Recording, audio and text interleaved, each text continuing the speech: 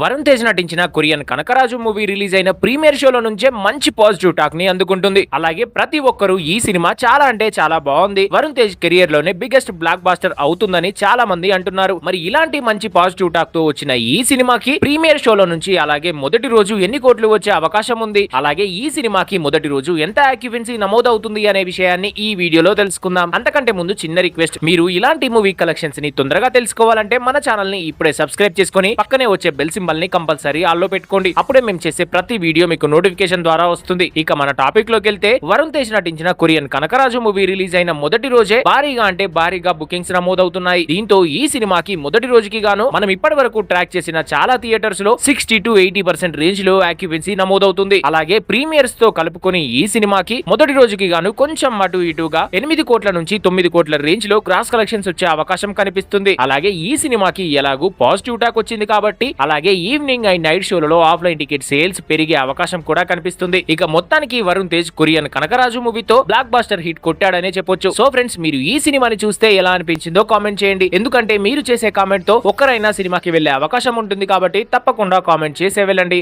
Thanks for watching.